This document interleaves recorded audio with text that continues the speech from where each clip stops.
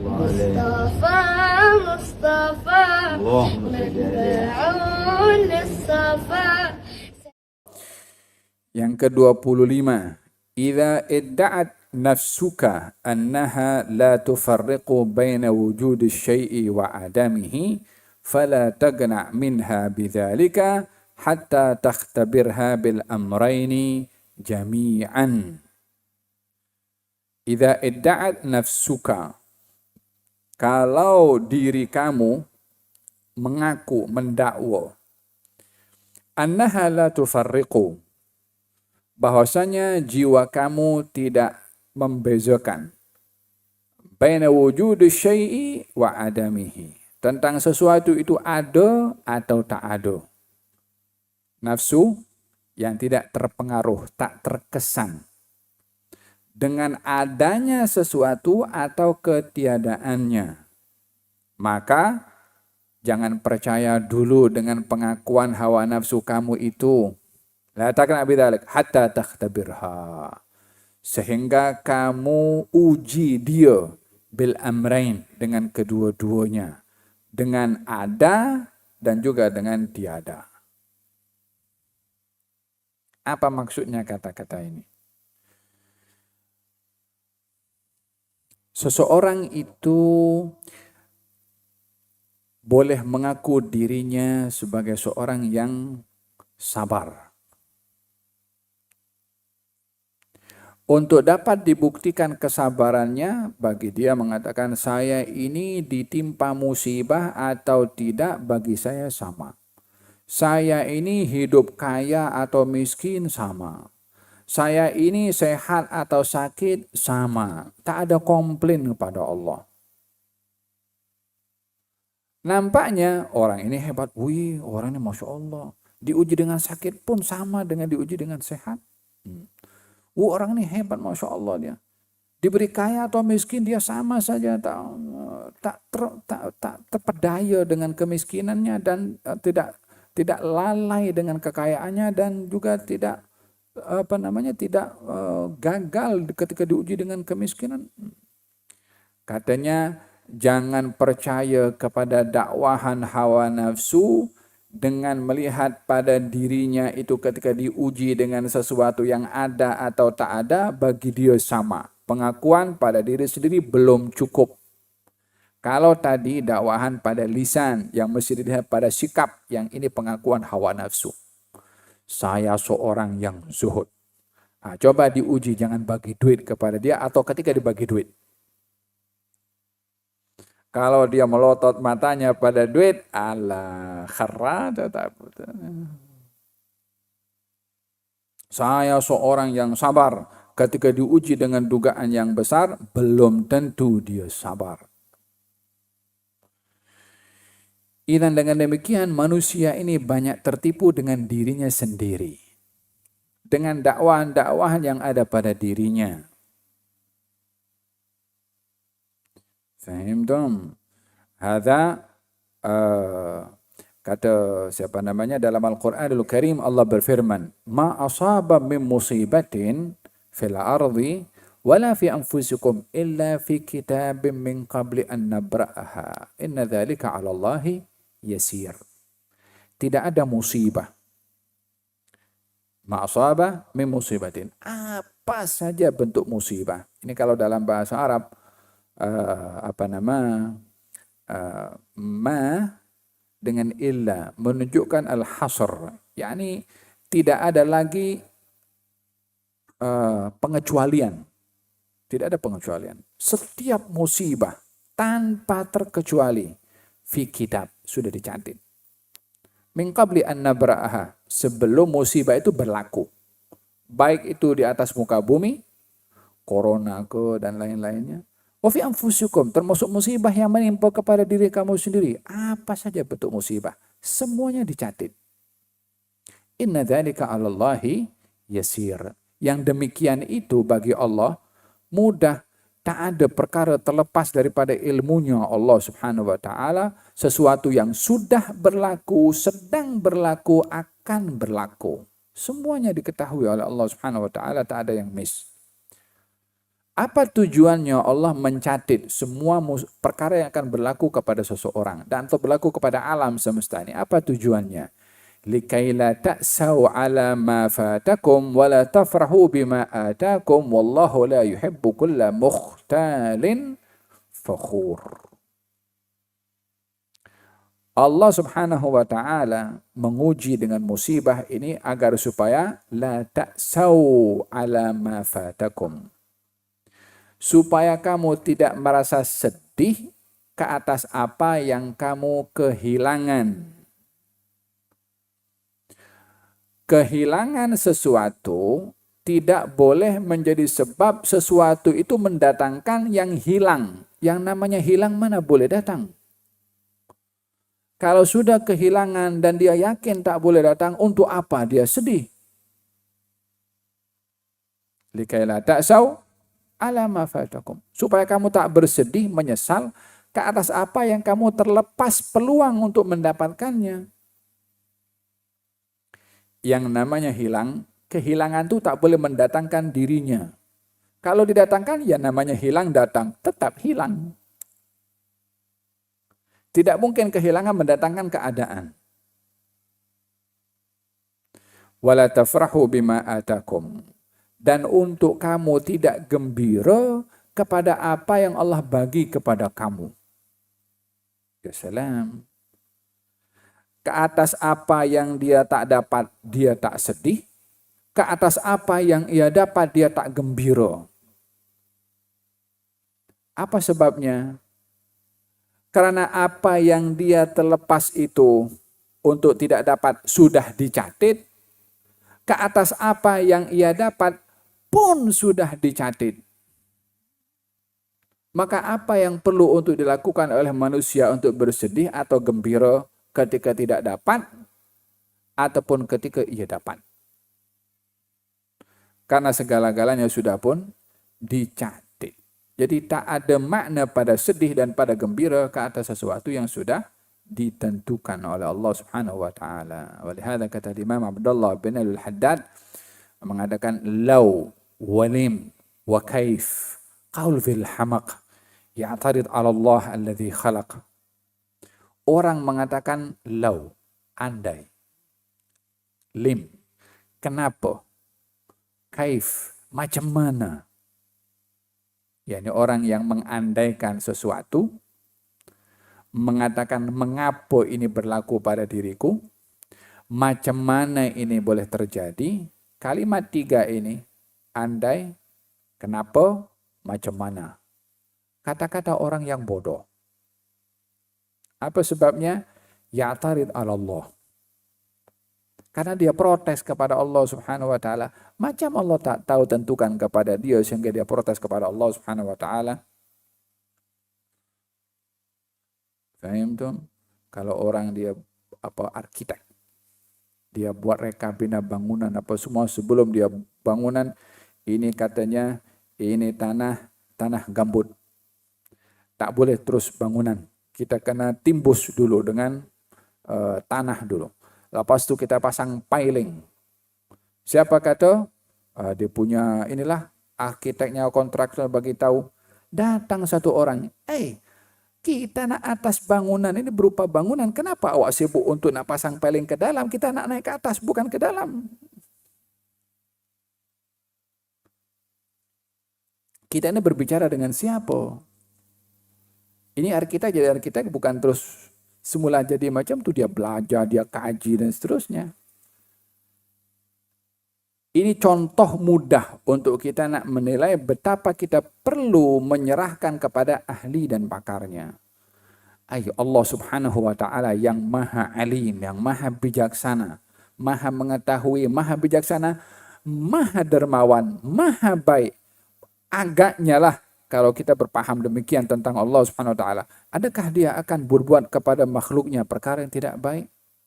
Wallahi mustahil. Dengan keyakinan kita Allah sebagai Tuhan yang maha baik, melarang orang berbuat jahat, tak mungkin Allah larang orang berbuat jahat, Allah menginginkan kejahatan kepada orang.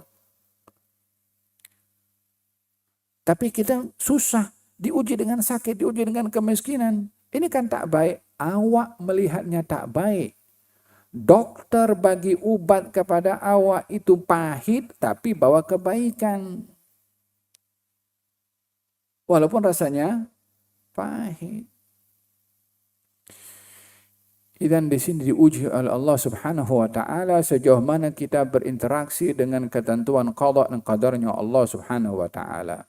Andai kenapa macam mana perkataan orang yang bodoh karena dia protes kepada Allah Subhanahu wa taala ke atas apa yang ditentukan oleh Allah Subhanahu wa taala. Fawwid luh umurak wahsin fidh dhunun la yakthur hammuk ma qaddir yakun. Serahkan segala-galanya kepada Allah Subhanahu wa taala.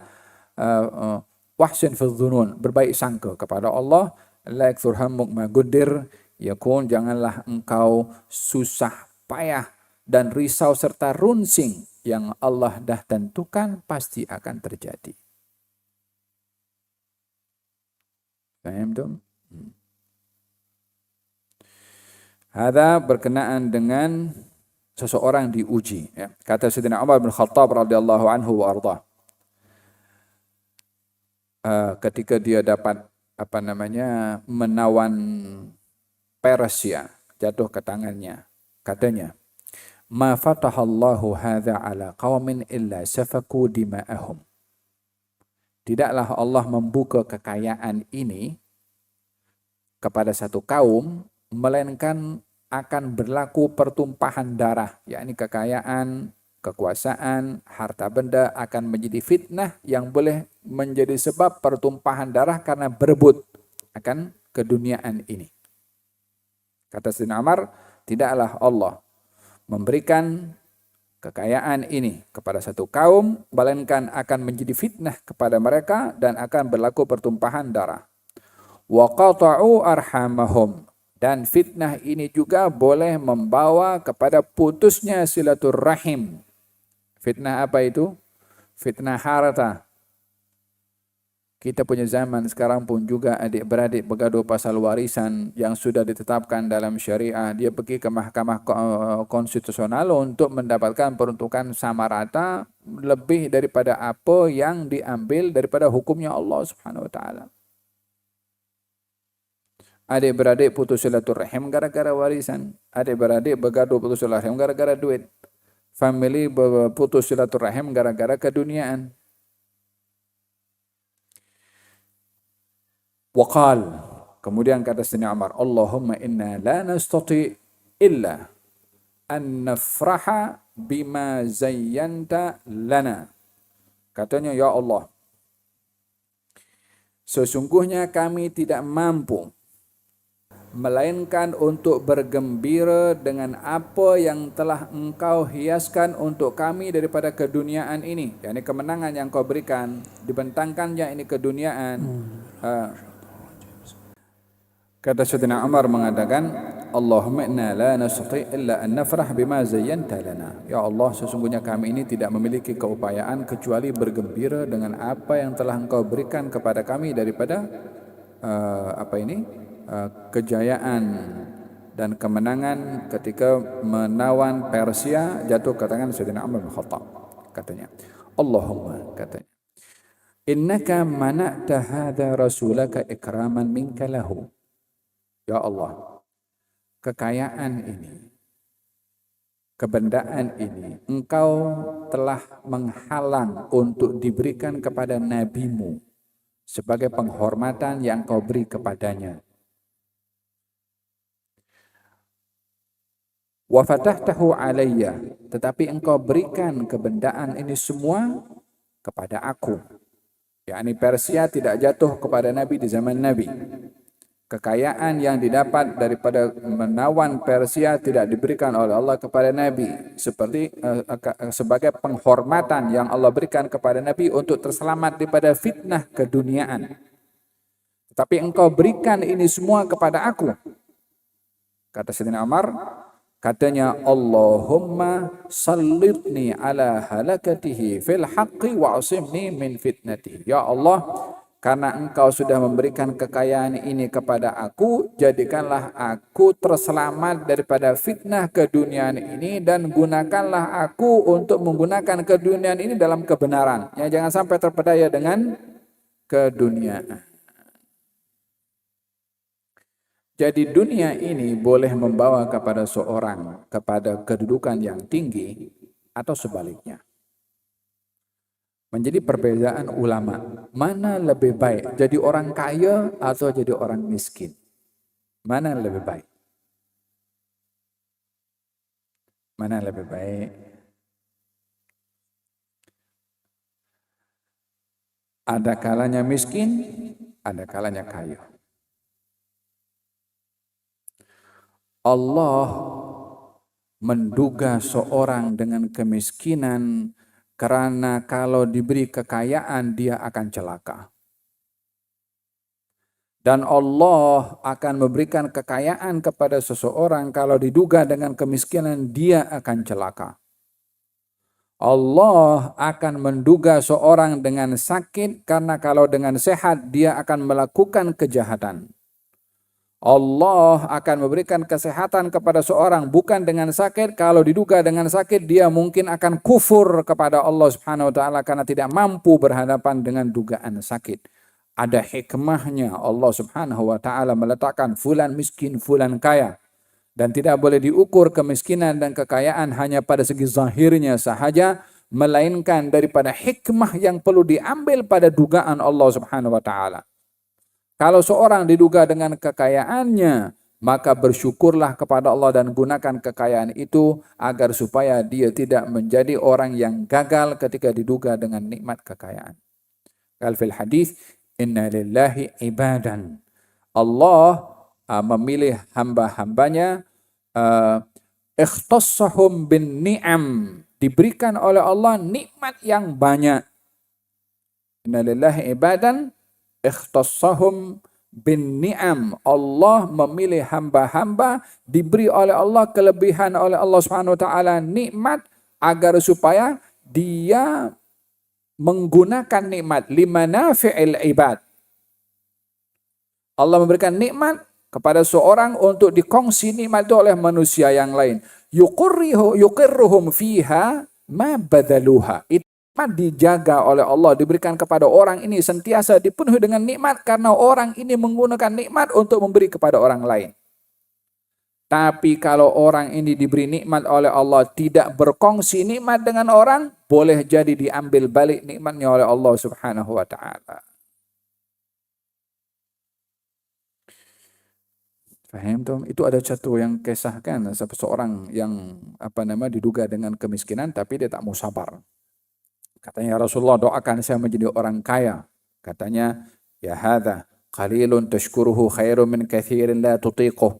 Kamu hidup susah, kamu sabar, lebih baik daripada kamu kaya, kamu tak mampu nak pikul. Dia paksa juga Nabi untuk mendoakan. Akhirnya doakan jadi orang kaya. Oh, kaya raya punya kambing, sudah akhirnya kambing ini melimpah sehingga memenuhi kawasan gunung. Di antara dua gunung dipenuhi dengan kambingnya. Dia pun dah sibuk hari-hari jaga kambing, kurang pergi ke masjid. Akhirnya tiba waktu mengeluarkan zakat, dia pun pikir, Allah, berapa nak keluarkan zakat ini? Oh, susah payah jaga kambing, belum kambing. Zakat itu kan kalau kalau 400 kambing maka dikeluarkan satu. Kalau 4 juta kambing, berapa kambing akan dikeluarkan? Of course juga akan banyak. 2,5% itu kalau hanya daripada 100.000 hanya 2.500, betul ya? Atau 2.500. Kalau daripada 2 billion, berapa 2,5%-nya? Cost jadi banyak. Oh, nak keluarkan itu bukan mudah, ya kan? Kalau bukan orang yang dia kuat imannya kepada Allah Subhanahu wa taala, maka orang ini akhirnya walaupun sibuk dengan kambingnya dan mulai lupa tanggung jawab mengeluarkan zakatnya. Dihantarkan seorang kepada orang ini untuk mengeluarkan zakat, dia kata, aku nak pikir dulu. Ini macam teks lah, zakat pun dikira sebagai teks. Akhirnya dia pun enggan untuk mengeluarkan zakatnya. Allah hukum kepada dia dengan tidak boleh diterima zakatnya selama-lamanya. Sampai zaman Sayyidina Umar bin Khattab, dia sampai zaman Sayyidina Umar, Sayyidina Abu Bakar nak keluarkan zakat, kata Sayyidina Abu Bakar, Rasul tak terima, macam mana aku nak terima? Sampai zaman Sayyidina Umar, kata, aku nak keluarkan zakat, makin banyak kambing. Kata Sayyidina Umar, 2 orang sebelum aku tak terima, macam mana aku nak terima? Puncanya daripada apa? Ketika diduga dengan kesukaran dan kemiskinan, tak mau dia bersabar. Ketika diduga dengan kekayaan, dia tak mampu nak jalankan. Jadi ada hikmah yang Allah letakkan kepada dugaan yang didugakan kepada seseorang. Qala Sayyiduna Mu'adz Ar-Razi. Katanya, qal ya ibn Adam. Daripada Mu'adz Ar-Razi. Ya ibn Adam, la ta'saf ala mafqudin la yarudduhu alaikal faut. Wahai anak Adam, janganlah kamu menyesal ke atas kehilangan sesuatu, karena yang hilang itu tidak akan kembali. Wala tafrah bimawjudin la yatrukuhu fi yadayka al-maut. Dan janganlah kamu gembira sangat dengan apa yang kamu ada, karena apa yang kamu ada ini tidak akan selamanya, karena akan terpisah dengan kematian. Apa saja kita punya, kita akan berpisah dengannya. Hatta awalnya kita seronok. Pada akhirnya pun akan berpisah. Inilah salah satu daripada maksud firman Allah, likaila ta'sau ala ma fatakum wa la tafrahu bima atakum. Supaya kamu tak bersedih ke atas apa yang kamu dapat. Supaya kamu tidak bersedih ke atas apa yang kamu terlepas, dan kamu tidak bergembira ke atas apa yang kamu dapat. Dan untuk orang itu berada dalam kondisi sama ketika diduga dengan musibah atau diberi nikmat, sukar. Hanya orang-orang yang sempurna saja iman dan ma'rifahnya kepada Allah tak goyang. Kal ba'dul arifin, ada seorang arifin, katanya, kalau semua harta ini diambil oleh Allah daripada saya, satu rambut pun tak bergerak, tak goyang. Oh, tak bercakap begitu orang, kecuali orang-orang yang sempurna betul. Faham tuh. Zaman sekarang tak tahu ada atau tak ada. Syirullah fi khalqih, mungkin Allah simpan, Allahu alam. Tapi ini menunjukkan kesukarannya seseorang itu ketika diduga dengan nikmat atau dengan musibah, kondisinya sama. Kalau dulu ada dua adik-beradik. Adik-beradik. Yang satu kaya, yang satu miskin. Adiknya yang miskin hidup di pedalaman. Pagi-pagi dia pergi sungai, dia pancing ikan, dia makan ikan, esok pun pancing lagi. Tak ada benda yang disimpan di rumahnya. Nampak zahirnya seorang yang zuhud. Satu hari dia suruh anak muridnya pergi jumpa dengan abangnya akan satu hajat tertentu, dia pergi, bagi tahu alamatnya. Sampai di bandar, alamat itu dituju, rumahnya besar. Jutawan. Dia pun tak percaya, betul ke? Takkan rumah adiknya di kampung hanya cukup sebilik saja, hari-hari adiknya makan daripada mancing ikan, itu pun dia punya rezeki. Abangnya kekayaannya luar biasa. Tapi karena itu alamat, dia pergi jumpa. Ternyata betul rumahnya. Setelah hajat itu disampaikan kepada dia, kemudian si murid bagi tahu kepada si abangnya ini, adik engkau minta nasihat. Kata si abang bagi tahu sama adik aku, jangan cinta dunia. Dalam hati orang itu, ini nasihat untuk awak lah, bukan untuk dia. Dengan kekayaan rumah yang luar biasa besar, nikmatnya.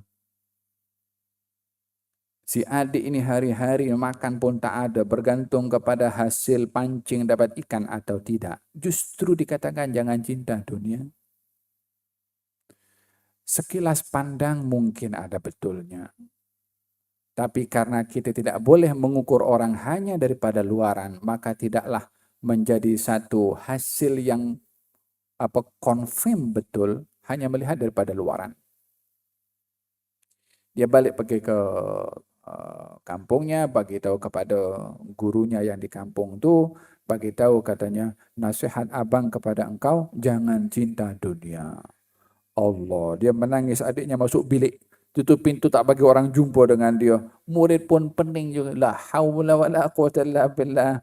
Bukankah ini nasihat patut untuk abang engkau berbandingkan kepada engkau?